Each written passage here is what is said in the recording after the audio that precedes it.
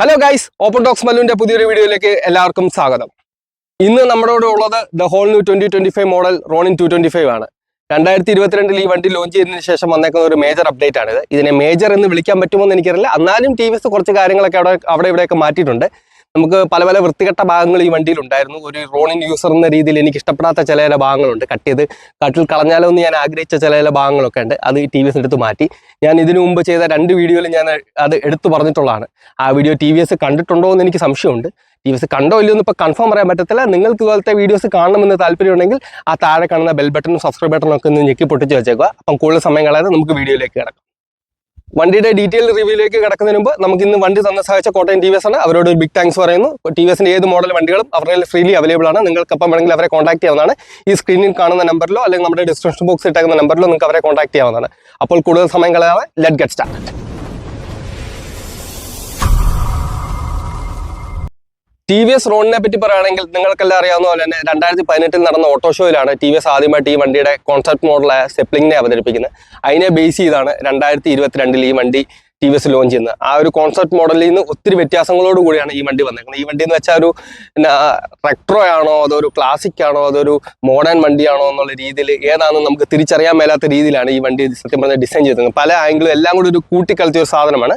അപ്പോൾ നമുക്ക് എല്ലാ വീഡിയോയിലും പോലെ വണ്ടിയുടെ ഫ്രണ്ട് വ്യൂ തന്നെ നമുക്ക് തുടങ്ങാം. നമ്മുടെ വണ്ടിയുടെ ഫ്രണ്ട് വ്യൂയിലേക്ക് വരുമ്പം കാര്യമായിട്ടുള്ള ഒരു മാറ്റങ്ങൾ ഈ പ്രാവശ്യം ടി വി എസ് വരുത്തിയിട്ടില്ല. ആകെ ഒരു മാറ്റം വരുത്തിയേക്കെന്ന് വെച്ചാൽ ഇതിന്റെ ടോപ്പ് വേരിയന്റിലേക്ക് വരുമ്പോൾ നമുക്ക് സ്റ്റാൻഡേർഡ് ആയിട്ട് തന്നെ നമുക്ക് ഇവിടെ ഒരു വൈസർ യൂണിറ്റ് കൊടുത്തിട്ടുണ്ട്. ഇതിന്റെ താഴത്തെ 2 വേരിയന്റും അത് എക്സ്ട്രാ ഫിറ്റിംഗ് ആയിട്ട് ചെയ്യേണ്ടതാണ്. പിന്നെ നമുക്ക് ഇതിലൊരു ടി വി എസിന്റെ ഒരു ബാഡ്ജിങ് നമുക്ക് ഇവിടെ കൊടുത്തിട്ടുണ്ട്. അവർ ടി വി എസ് എന്നുള്ള എഴുത്ത് കാണാൻ പറ്റുന്നുണ്ട്. പിന്നെ താഴേക്ക് വരുമ്പോൾ നമുക്ക് വേറെ ഒരു മാറ്റങ്ങളും ആ DRL-ലും ഹെഡ്ലാമ്പ് യൂണിറ്റിലും വരത്തില്ല. ഡ്യുവൽ ചേമ്പർ ആയിട്ടുള്ള ഹെഡ്ലാമ്പ് യൂണിറ്റും അതുപോലെ നമുക്ക് ടി വി എസിന്റെ ടി ഡിനോട്ട് ചെയ്യുന്ന ഒരു DRL കാണാൻ പറ്റുന്നുണ്ട്. പിന്നെ ഈ വണ്ടിക്ക് സ്റ്റാൻഡേർഡ് ആയിട്ട് ലൈറ്റ്സ് എല്ലാം വരുന്ന LED ആണ്. നമുക്ക് LED ഇൻഡിക്കേറ്റർ യൂണിറ്റ് കാണാൻ പറ്റുന്നുണ്ട്. അത് ചെറിയൊരു ബ്ലാക്ക് ഫിനിഷോട് കൂടി നമുക്ക് കാണാൻ പറ്റുന്നത്. പിന്നെ താഴേക്ക് വരുമ്പോൾ നമുക്ക് നമ്പർ പ്ലേറ്റ് യൂണിറ്റ് കാണാൻ പറ്റുന്നുണ്ട്.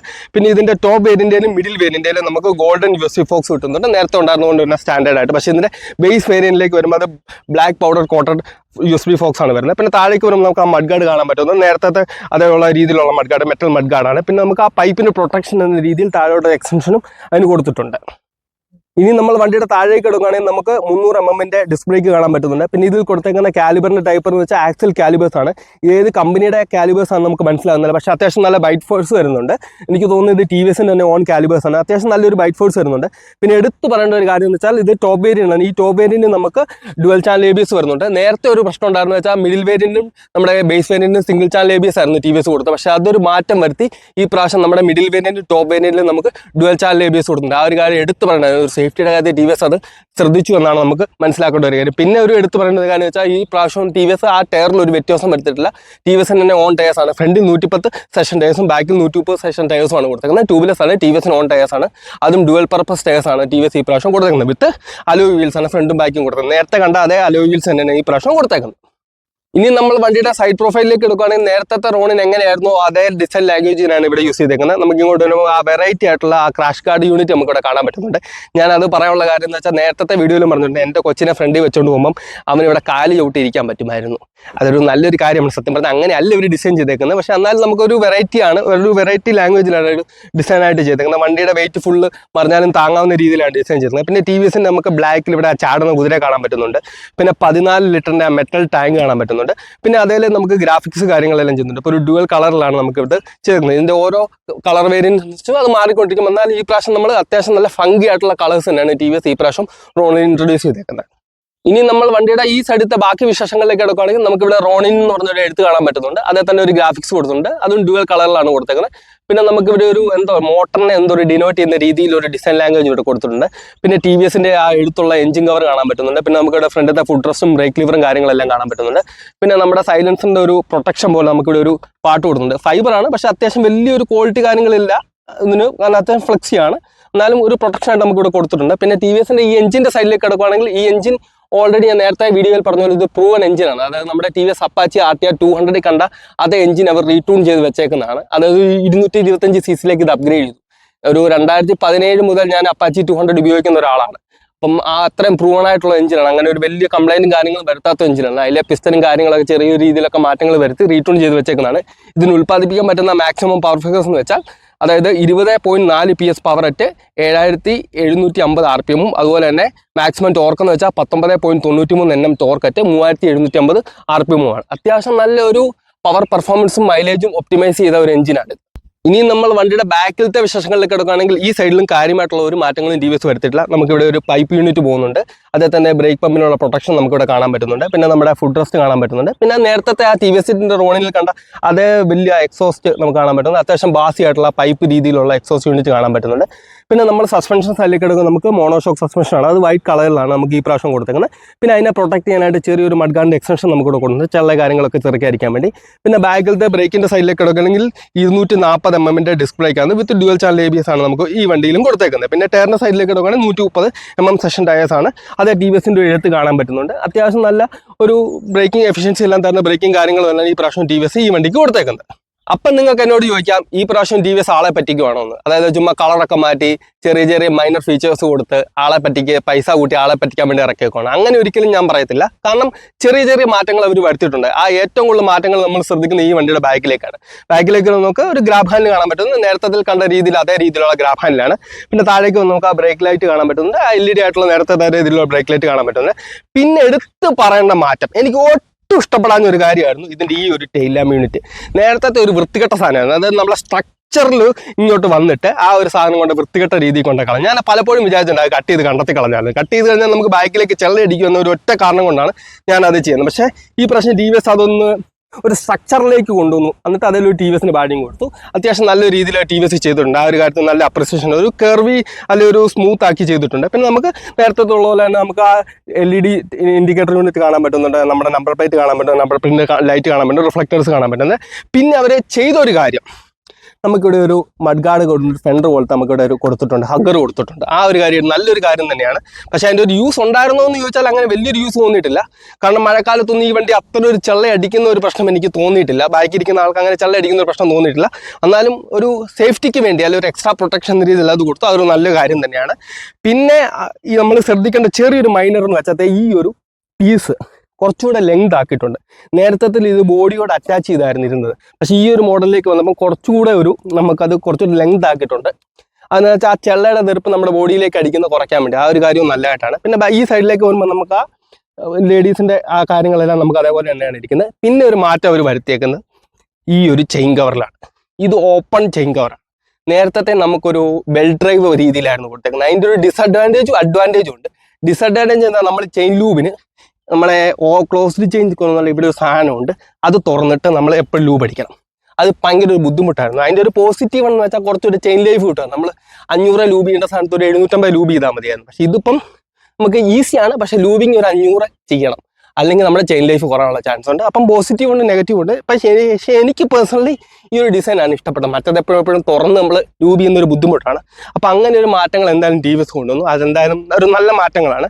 പിന്നെ വണ്ടി എനിക്ക് തോന്നുന്നത് ടി വി എസിന് ഈ രീതിയിൽ തന്നെ ഈ വണ്ടി ആദ്യം ലോഞ്ച് ചെയ്തപ്പോൾ ഇറക്കായിരുന്നു എന്നേ ഞാൻ പറയത്തുള്ളൂ. കാരണം ആ ഒരു സ്ട്രക്ചർ കൊണ്ടുവന്നിട്ട് അവസാനം കൊണ്ട് ബാഗിൽ കൊണ്ട് നശിപ്പിച്ചു.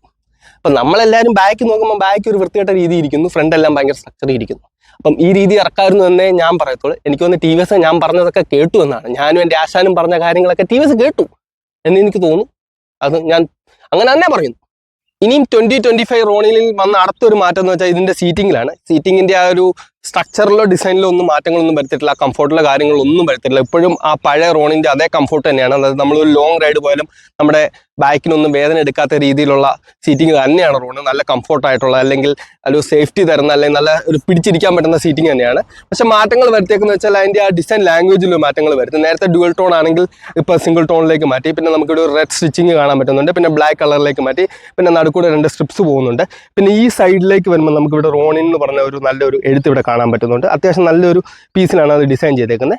അങ്ങനെ കുറച്ച് മാറ്റങ്ങൾ. പിന്നെ എനിക്കൊരു മാറ്റത്തിലൊരു ബുദ്ധിമുട്ട് തോന്നുന്നു വെച്ചാൽ ഈ നടുക്കൂടെ നേരത്തെ ഒരു പീസ് പോകുന്നുണ്ടായിരുന്നു. ഞാൻ അതായത് വെള്ളക്കുപ്പിയൊക്കെ ഇടയ്ക്ക് കയറ്റി വെക്കാറുണ്ടായിരുന്നു. ഇവിടെ വണ്ടിയൊക്കെ വെച്ചിട്ടുമ്പോൾ നമ്മൾ വെള്ളക്കുപ്പി ഉരുണ്ട് പോയിരിക്കാൻ ഞാൻ അതിൻ്റെ അകത്ത് കയറ്റി വെക്കും. സിംഗിളൊക്കെ റൈഡ് ചെയ്യുമ്പോൾ ആ വെള്ളക്കുപ്പി അവിടെ വെക്കുമായിരുന്നു, ബാക്കിലായിരുന്നു. അപ്പോൾ അങ്ങനെ ഒരു അല്ലെങ്കിൽ നമുക്ക് ബാക്കിൽ കേൾക്കുന്ന അതൊരു പിടിച്ചിരിക്കാൻ അല്ലെങ്കിൽ ഒരു ചെറിയ കംഫോർട്ടായിട്ട് കിട്ടുമെന്ന് ആ ഒരു സാധനം മാറ്റിയതൊരു ബുദ്ധിമുട്ടായിരുന്നാലും ഇറ്റ്സ് എ ഗുഡ് സീറ്റ്.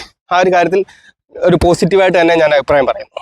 ഇനി നമുക്ക് വണ്ടിയുടെ മീറ്ററിന്റെ സ്വിച്ചസിന്റെ വിശേഷങ്ങളിലേക്ക് കിടക്കാം. ഈ പ്രാവശ്യം ടി വി എസ് കാര്യമായിട്ടുള്ള ഒരു മാറ്റങ്ങൾ ഇവിടെ വരുത്തിയിട്ടില്ല. നേരത്തെ കണ്ട സ്വിച്ചസ് അല്ല അതേ രീതിയിൽ തന്നെ ഇവിടെ വെച്ചിട്ടുണ്ട്. നമുക്ക് പാസ് സ്വിച്ച് ഇവിടെ കൊടുത്തിട്ടുണ്ട്, നമ്മുടെ ഡിമ്മിന്റെയും ബ്രൈറ്റ്നസ് സ്വിച്ച് കൊടുത്തിട്ടുണ്ട്, ഇൻഫോ സ്വിച്ച് കൊടുത്തിട്ടുണ്ട്, ഇൻഡിക്കേറ്റർ കൊടുത്തിട്ടുണ്ട്, ഹോൺ കൊടുത്തിട്ടുണ്ട്. പിന്നെ എക്സ്ട്രാ ആയിട്ട് ഒരു ടോപ്പ് വേരിയന്റിൽ മാത്രം കൊടുത്തേക്കുന്ന ഒരു കാര്യം എന്ന് വെച്ചാൽ USB ചാർജിങ് ഇവിടെ കൊടുത്തിട്ടുണ്ട്. ഇത് ടോപ്പ് വേരിയന്റിൽ മാത്രമാണ്, അല്ലാത്ത നമ്മൾ എക്സ്ട്രാ ഫിറ്റിംഗ് ആയിട്ട് ചെയ്യണം.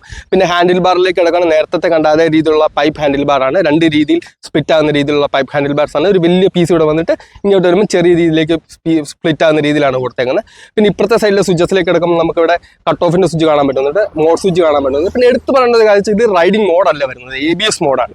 അർബനും റെയിനും ABSന്റെ സെൻസിറ്റിവിറ്റി മാത്രമേ കൺട്രോൾ ചെയ്യുന്നുള്ളൂ, വണ്ടിയുടെ പവറിൽ ഒരു വ്യത്യാസം വരുന്നില്ല.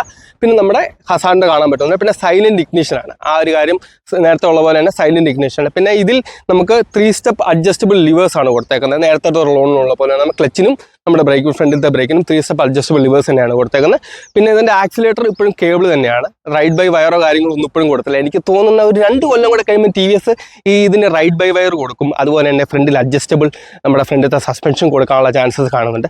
പിന്നെ അവർ ഇപ്പോഴും ഇതിന് മീറ്റർ പഴയ ഒരു മാറ്റങ്ങളും വരുത്തില്ല, പഴയ രീതിയിലുള്ള റൊട്ടേഷൻ ടൈപ്പിലുള്ള മീറ്ററാണ് കൊടുത്തേക്കുന്നത്. അതൊരു TFTയോ കാര്യങ്ങളൊന്നും ഇപ്പോഴും ബ്ലാക്ക് ആൻഡ് വൈറ്റ് രീതിയിലാണ് കൊടുത്തേക്കുന്നത്. അത് നിങ്ങൾക്ക് ഞാൻ ഓണാക്കി കഴിയുമ്പോൾ കാണിച്ചു തരാം. അടുത്തൊരു വേർഷന് വരാനുള്ള ഒരു മേജർ അപ്ഡേറ്റ് മിക്കവാറും ഇതിനൊരു TFT കൊടുക്കാനുള്ള ചാൻസ് ഉണ്ട്. ഞാൻ ജസ്റ്റ് ഒന്ന് ഓണാക്കി കാണിക്കാം.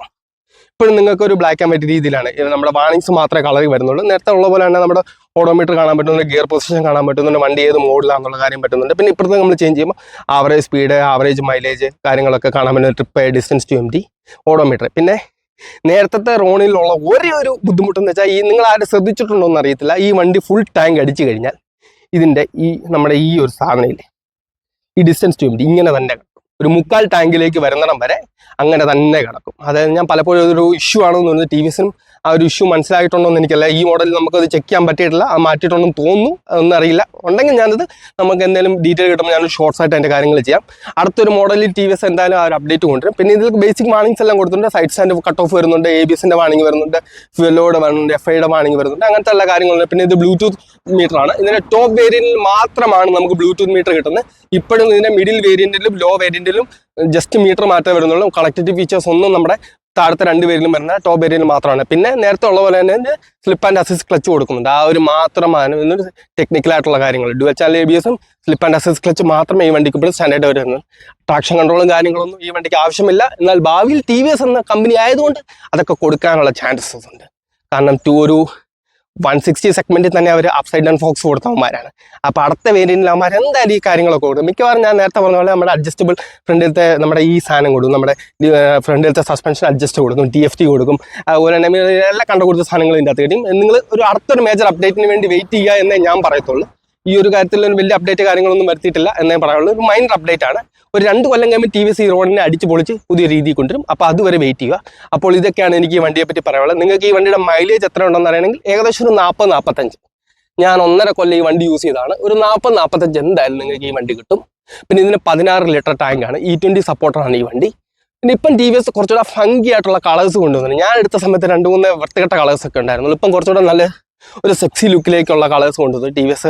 ഇതിൻ്റെ ഒരു നല്ല കളറിൽ ഇപ്പം അവൈലബിൾ ആണ്. അപ്പം നിങ്ങൾക്ക് അങ്ങനെ കളർ ഓപ്ഷൻ ചൂസ് ചെയ്യുന്നുണ്ട്, ഇപ്പം ചൂസ് ചെയ്യാവുന്നതാണ്. പിന്നെ ഈ വണ്ടി കോട്ടയത്ത് സ്റ്റാർട്ട് ചെയ്യുന്ന പ്രൈസ് എന്ന് വെച്ചാൽ 1,71,000 രൂപയാണ് ബേസ് വേരിയന്റിന്. പിന്നെ ടോപ്പ് വേരിയന്റിലേക്ക് വരുമ്പോൾ 2,17,000 രൂപയാണ് ഓൺ റോഡ്. കോട്ടൺ TVSൽ നമുക്ക് ഈ വണ്ടി ഉൾപ്പെടെയുള്ള എല്ലാ വണ്ടികളും അവൈലബിൾ ആണ്. ഞാൻ ഡീറ്റെയിൽസ് നമ്മുടെ ഡിസ്ക്രിപ്ഷൻ ബോക്സിലും സ്ക്രീനിൽ നേരത്തെ കൊടുത്ത നമ്പറിൽ നിങ്ങൾക്ക് കോൺടാക്ട് ചെയ്യാവുന്നതാണ്. അപ്പോൾ ഇതൊക്കെയാണ് എനിക്ക് ഈ വണ്ടിയെ പറ്റി പറയാനുള്ളത്. നിങ്ങൾക്ക് എന്തെങ്കിലും ഡീറ്റെയിൽസ് അറിയണമെങ്കിൽ നമ്മളെ കോൺടാക്ട് ചെയ്യണം, നമ്മുടെ ഇൻസ്റ്റാ വഴിയോ അല്ലെങ്കിൽ നമ്മുടെ കമൻറ്റ് ബോക്സ് വഴിയോ അറിയിക്കാവുന്നത്. ഞാൻ എല്ലാവർക്കും കമൻറ്റിന് റിപ്ലൈ ചെയ്യുന്നതാണ്. നിങ്ങൾക്ക് വീഡിയോ ഇഷ്ടപ്പെട്ടെങ്കിൽ ലൈക്ക് ചെയ്യുക, മറ്റുള്ളവർക്ക് ഷെയർ ചെയ്യുക. ഇഷ്ടപ്പെട്ടില്ലെങ്കിൽ ഡിസ്ലൈക്ക് ചെയ്യാവുന്നതാണ്. എന്തുകൊണ്ട് ഇഷ്ടപ്പെട്ടില്ല എന്നുള്ള കാര്യം കമൻറ്റായി രേഖപ്പെടുത്താവുന്നതാണ്. അപ്പോൾ മറ്റൊരു നല്ല വീഡിയോയിൽ കാണാമെന്ന് വിശ്വസിക്കുന്നു. It's me Bibin signing out.